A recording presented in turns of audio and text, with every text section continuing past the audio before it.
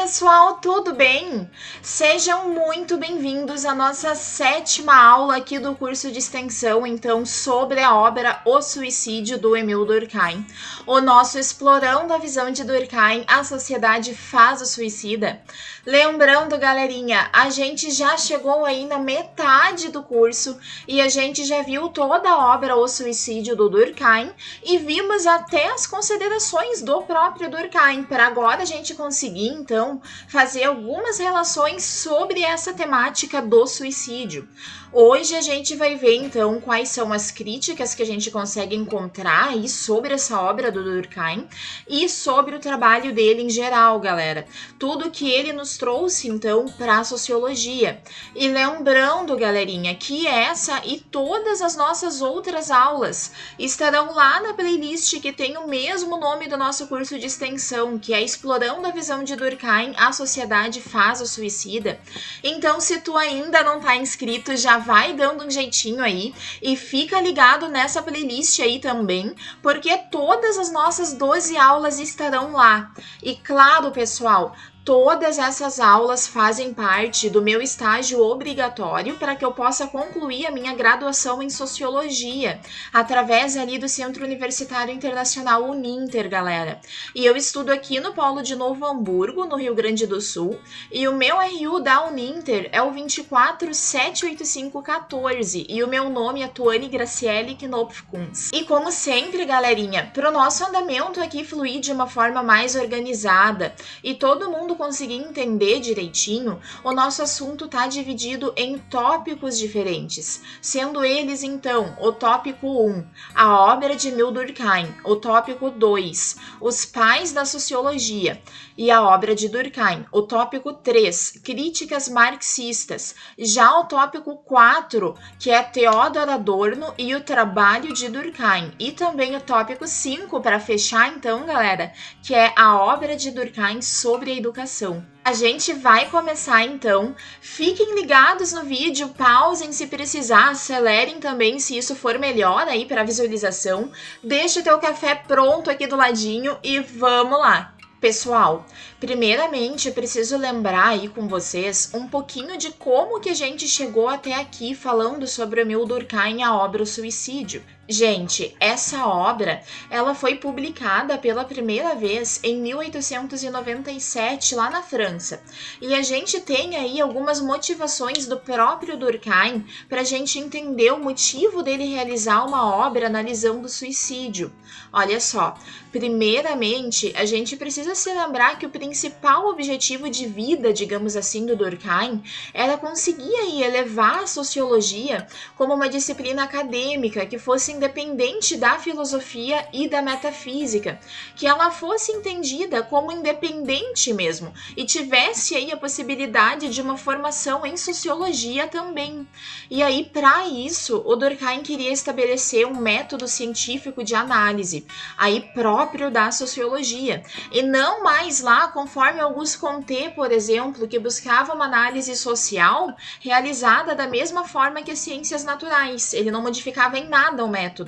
O Durkheim, ele entendeu que a sociologia, na realidade, deveria ser trabalhada de uma forma um pouquinho diferente, mas isso não quer dizer que ele queria deixar o rigor científico ali das análises quando ele tratasse da sociologia.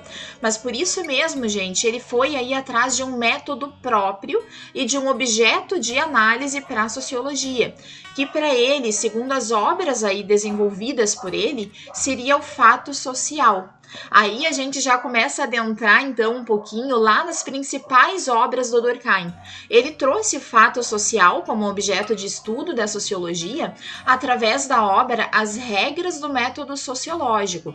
Aí ele explica sobre o funcionalismo também, onde a sociedade funcionaria como órgãos em um sistema que precisam de um certo modo trabalhar juntos para realmente funcionar, como num corpo humano, por exemplo. E aí o Durkheim, ele começa a expor o que seria o fato social, que ele precisa ser, então, coercitivo, que ele precisa ser externo ao indivíduo e que ele precisa ser geral, ou seja, acontecer em toda a sociedade para realmente ser, então, um fato social. E aí, gente, depois ainda nessa obra do Durkheim, ele comenta sobre as diferenças, então, entre o fato social patológico e também as anomias sociais. E dessa forma, pessoal, aí com a obra sobre as regras do método sociológico pronta, o Durkheim ele procurou formas de comprovar que algum fenômeno social poderia ser analisado e através dessas regras de análise estabelecidas por ele, enxergando aí como um fato social, vendo se ele era mesmo externo, se ele era geral e também coercitivo pela sociedade. Ele queria provar aí a ideia dele sobre o método de análise. E naquele momento, gente, haviam vários estudiosos fazendo, então, uma análise sobre a temática do suicídio também. Só que, claro, de formas diferentes entre eles e diferentes também do Durkheim. Essas inúmeras análises começaram a ser feitas porque o índice de suicídio estava realmente aumentando muito na França e nos países ao redor dela também. E aí, galerinha, o Durkheim decide então escolher o suicídio para fazer essa análise sociológica. E é dessa maneira que ele acaba aí comprovando através de análises bem densas e quantitativas mesmo sobre os números de suicídio da França e em países próximos da França, onde o Durkheim já inicia até a obra dele com alguns quadros então expositivos que mostram que mesmo vendo países diferentes, quando a gente pegasse, por exemplo, anos próximos, vamos supor aí para a gente entender só, o ano 2010, 2011 e 2012, por exemplo. O Durkheim, ele viu que anos próximos assim, tem um índice de suicídio por ano mais ou menos igual também. Vamos supor aí do nosso exemplo, então, que a gente pegue 2010. E aí 2010 teve 10 suicídios. E aí nos outros anos, 2011 e 2012, a gente tivesse então 11 suicídios ou então 12 suicídios. Coisa que estatisticamente é bem pertinho. E aí o Durkheim já começa por aí, vendo que esses suicídios têm um índice parecido aí conforme a sociedade também é parecida nesses anos próximos, galera. E isso acontecia em todos os países que ele analisou. Quando a sociedade ela era muito parecida, em anos próximos, o índice de suicídio acabava sendo próximo também. E aí, galera, o Durkheim vai dividindo os suicidas por proximidade de causas sociais, segundo a qual eles provavelmente cometeram um ato. Aí o Durkheim expõe 4 tipos sociais de suicídio, sendo eles, então, o suicídio egoísta, o suicídio altruísta, o suicídio anômico e o suicídio fatalista. E, gente, lembrando que eles sempre são contrários aí um ao outro. Por exemplo, o egoísta é contrário ao altruísta e aí o anômico é contrário ao fatalista. E também, na realidade, o suicídio fatalista foi somente comentado pelo Durkheim no finalzinho do capítulo que tratava do suicídio anômico. Ele escreveu aí só em uma nota de rodapé sobre o suicídio fatalista, pessoal. E, gente, dessa forma, depois de chegar nesses 4 tipos sociais de suicídio, que foi aí o que a gente viu nas nossas aulas passadas, o Durkheim chegou na conclusão final dele, digamos assim, dizendo que a regulação recebida aí em um ambiente corporativo, um ambiente de trabalho, pessoal, onde todos dependem um do outro e acabam tendo o dia mais ou menos parecido, como numa pequena comunidade unida, seria uma ótima forma de combater, ou melhor, de diminuir então os índices de suicídio. E para o Durkheim, o trabalho em si, com diversas pequenas divisões, como pequenos grupos que dependem também uns dos outros, assim, grupos espalhados como um grande centro, seria o ideal para que as pessoas acabassem tendo mais coesão e dependência entre elas, numa medida que para o Durkheim seria ideal, e aí afastaria o suicídio desses trabalhadores então. E para ele, a nossa sociedade toda deveria ser mais ou menos assim, contar então com as instituições, com as corporações como reguladoras do meio social. E agora, pessoal, a gente vai ver juntos então uma série de críticas ao trabalho do Durkheim, e a gente vai entender juntos então como que essa análise dele foi recebida, galerinha. Pessoal, a gente vai ver primeiro, então, o que é que os famosos pais da sociologia pensaram aí sobre a obra do Durkheim. Lembrando que a gente está falando, gente, do Auguste Comte, do Karl Marx e do Max Weber também, galera. E primeiro, a gente já precisa saber que o Comte, na verdade, ele era mais velho que o Durkheim, e aí, por isso, ele acabou servindo de inspiração para ele. Então, a gente não vai ter críticas do Comte pro Durkheim. Aí, depois disso, a gente tem o Karl Marx, que acaba, assim, fazendo uma série de críticas ao Durkheim, seguido aí do Weber, que também discorda do Durkheim em vários pontos diferentes. E, gente, o Emil Durkheim, ele acaba ficando atualmente pra gente aí conhecido como o fundador da sociologia, porque de fato ele foi o primeiro a criar um método sociológico que acabou diferenciando a sociologia das outras ciências. E por causa aí dessa pretensão dele de elevar a sociologia, levar a categoria da sociologia, ele acaba se baseando sim em algumas ideias lá do Auguste Comte, mas ele ao mesmo tempo achava elas filosóficas demais, porque lá na Lei dos Três Estados do Comte não havia um método preciso de observação e de estudo rigoroso de uma sociedade, segundo aí a opinião do próprio Durkheim. O Durkheim, ele achava que as ideias do Comte, elas eram muito abstratas, e aí por isso ele acabou desenvolvendo essa ideia de fato social, que a gente já viu aqui no meio do nosso curso, que são aí essas estruturas, esses fenômenos que se repetem em diferentes sociedades, e garantem então o rigor científico do trabalho sociológico, porque poderiam mesmo que empiricamente serem analisados. E é por isso, galera, que o Durkheim teve sim um grande impacto também para o desenvolvimento da antropologia e, claro, da sociologia como disciplina acadêmica e reconhecida. E sim, galera, o método do Durkheim, então, só para a gente mais ou menos sintetizar aqui, está baseado no estudo dos fatos sociais, onde o sociólogo, então, deveria se afastar o máximo possível da sociedade que ele está analisando para compreender cientificamente ela e poder, então, realizar essa análise com base no fato social. E assim, gente, só para a gente entender direitinho aí as críticas ao trabalho do Durkheim, a gente precisa lembrar que, para ele, a sociedade é, digamos que, um todo complexo, uma união, um sistema que funcionaria então através de funções, que são aí os motores desse sistema, as engrenagens desse todo. E além desse entendimento através das funções, o Durkheim entendia que era necessário também entender cada função. O sociólogo deveria compreender os fatos que mais ou menos comandam e organizam cada sociedade, porque para o Durkheim, galerinha, esses fatos sociais, eles são fixos na sociedade, e por isso, para ele, eles são a única forma de se entender de verdade e cientificamente a sociedade analisada.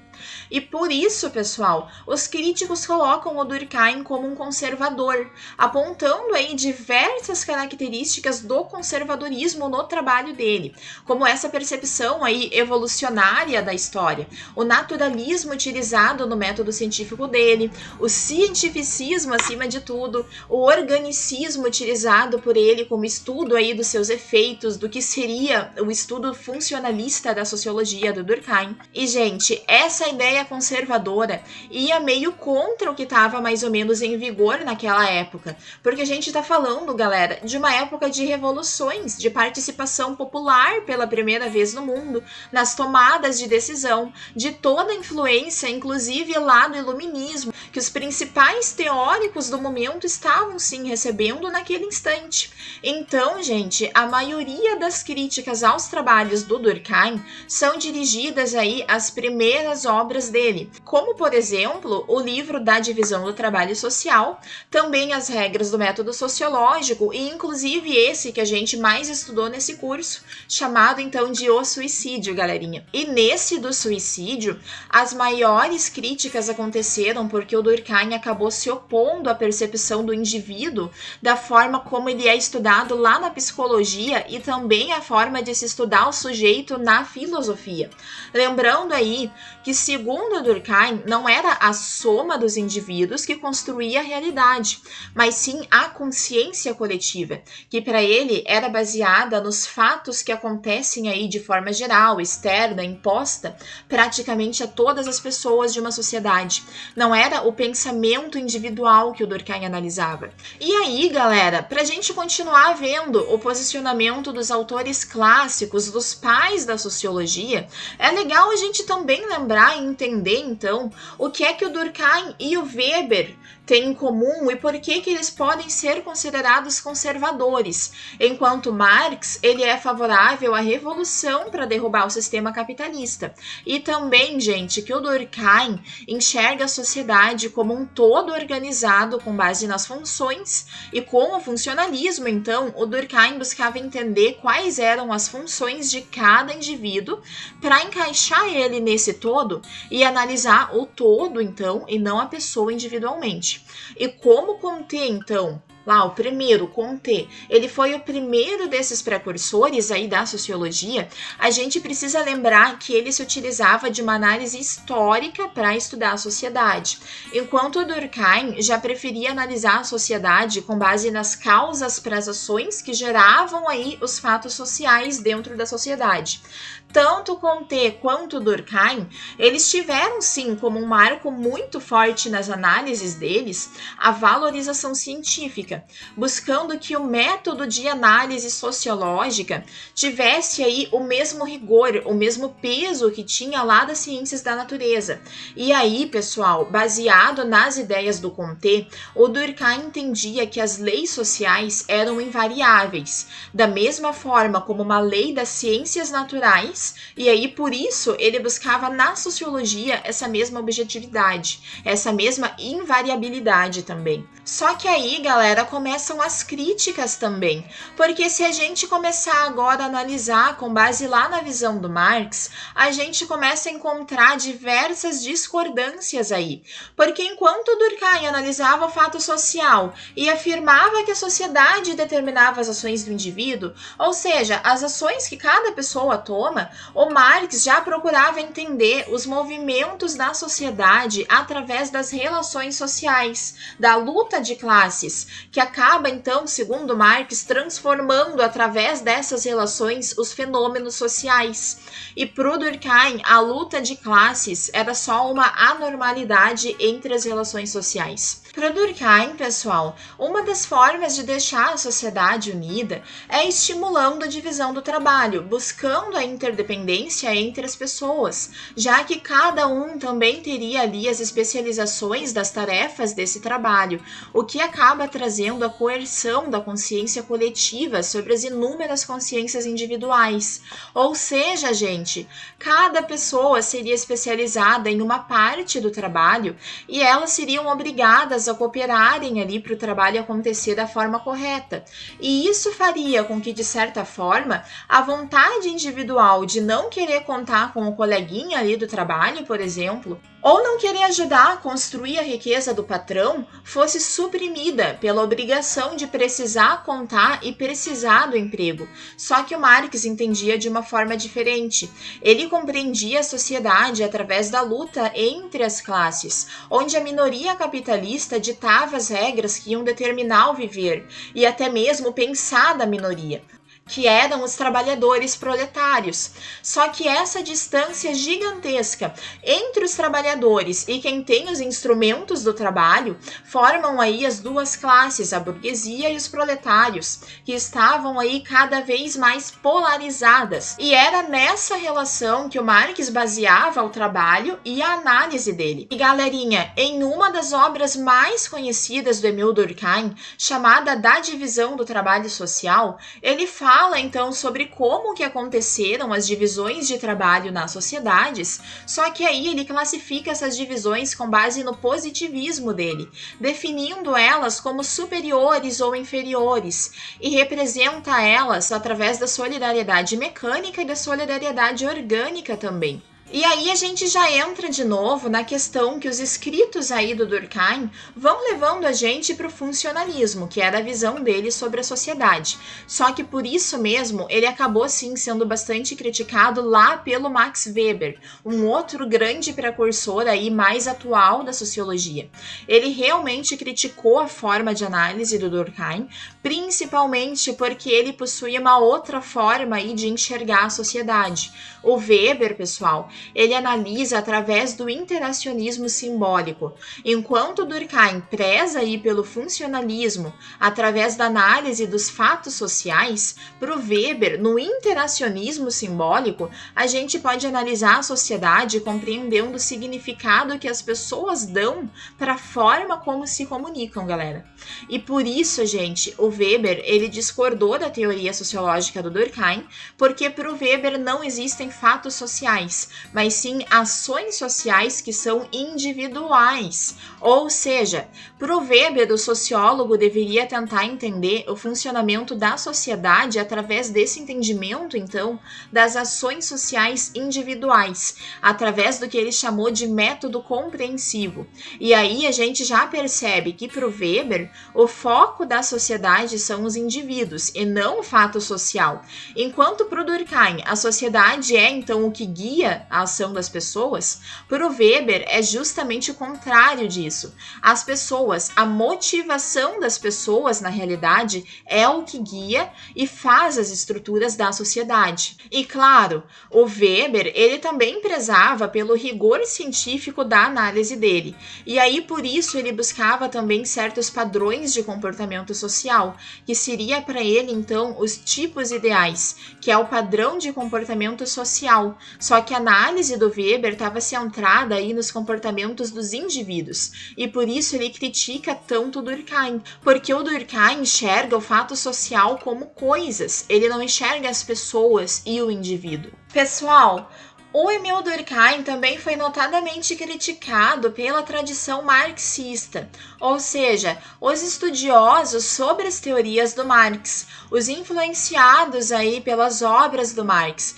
e que tentavam aplicar ela como uma forma de melhorar a sociedade. E isso porque eles achavam que as obras do Durkheim estavam incentivando aí a manutenção de uma ordem social muito injusta. E quando vivo, o próprio Marx acabou criticando das obras do Comte por causa do conservadorismo, dizendo, inclusive, e isso está dentro de uma nota de rodapé lá do primeiro volume de O Capital, que o Comte e a escola de Comte, então, poderiam, caso quisessem, usar essa mesma forma de análise que eles estavam realizando da sociedade moderna para justificar também as necessidades lá dos senhores feudais, ainda da Idade Média, galerinha.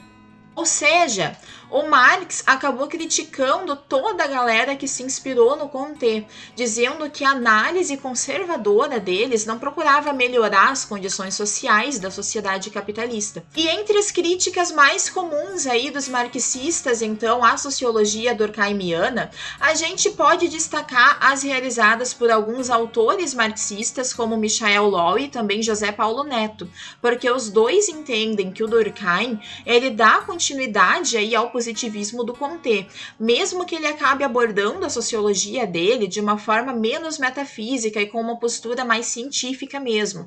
Para esses autores, a forma de como Durkheim acaba analisando os fatos sociais, aí de um jeito semelhante a uma análise das ciências da natureza, faz com que essa análise dele acabe sendo entendida então como uma forma de um método de análise conservador, ou seja, conhecido como um conservadorismo metodológico, galera.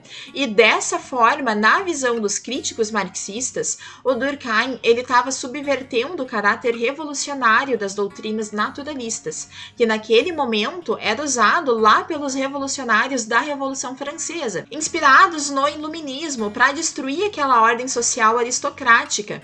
O Durkheim, galera, ele é acusado então de usar o naturalismo como uma forma de justificação científica para a manutenção da ordem social burguesa, e por isso a sociologia dele estava, digamos que, na contramão do pensamento revolucionário, negando a ação transformadora ali, já que cada organismo, cada sociedade para o Durkheim possui aí um pensamento social próprio que é independente do pensamento individual, e então uma tentativa de mudar ou de transformar o pensamento social colocaria, segundo Durkheim, em risco todo o curso natural da vida social.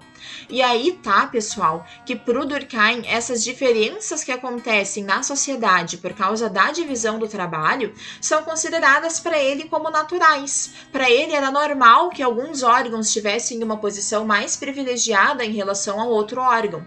Só que dessa forma, o Durkheim acaba naturalizando as desigualdades sociais, sendo por isso, gente, muito criticado pelos pensadores marxistas.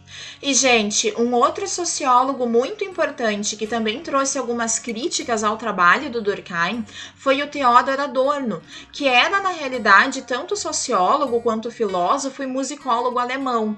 Ele também é muito influenciado pelo Marx, ele se utiliza, inclusive, do Hegel para as análises dele, e ele analisou muito a questão da cultura e as relações sociais, fazendo uma crítica muito importante a essa degradação que, segundo ele, o capitalismo acabava fazendo para mercantilizar aí a cultura, galera.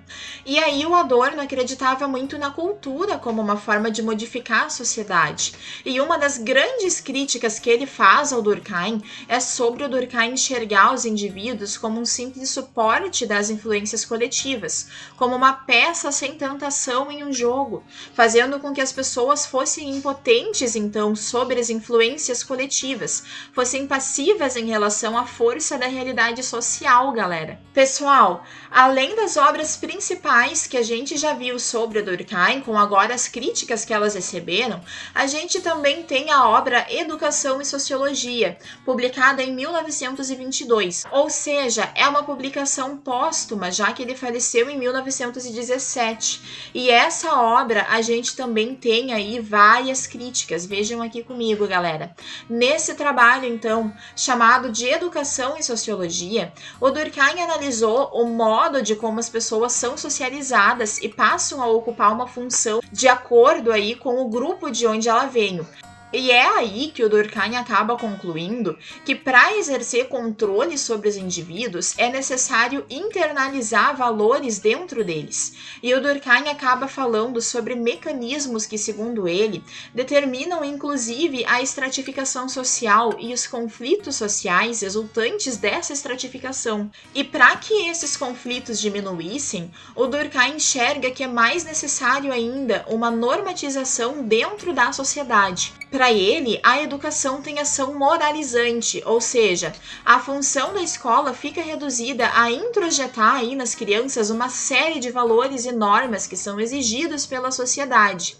E claro, galera, na visão dos críticos da obra do Durkheim, todo esse processo que as crianças, as gerações mais novas de forma geral, são submetidas, acaba ocultando uma série de violências simbólicas que é bem sutil e ao mesmo tempo eficaz na ação dela. Essa inculcação aí de valores e normas sociais por meio do sistema escolar é extremamente criticada por vários teóricos que dizem, inclusive, que a obra do Durkheim iniciou a análise de uma forma mais objetiva, mas acabou desviando para uma dimensão mais psicológica, buscando manter a ordem dos fatos sociais já vigentes e atrapalhando a historização dessas futuras relações sociais. E assim, galerinha, estamos acabando aqui com o tempo estipulado para nossa aula de hoje, mas existem muitos outros teóricos que criticaram aí algumas das posições do Emil Durkheim expostas nas obras dele.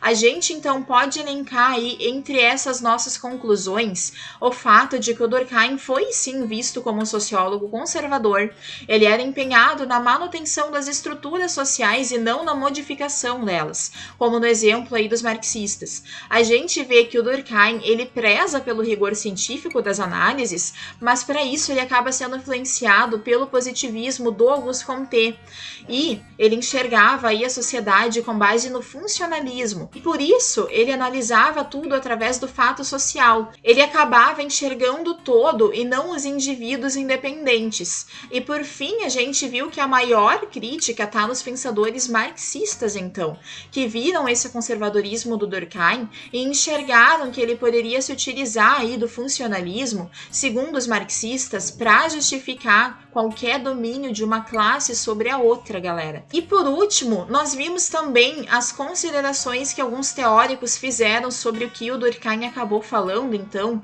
sobre a educação. Ele foi, nesse assunto, bastante criticado, porque ele enxergou o ambiente escolar como uma possibilidade de impor valores sociais nas crianças, colocando uma moral social nelas desde muito cedo.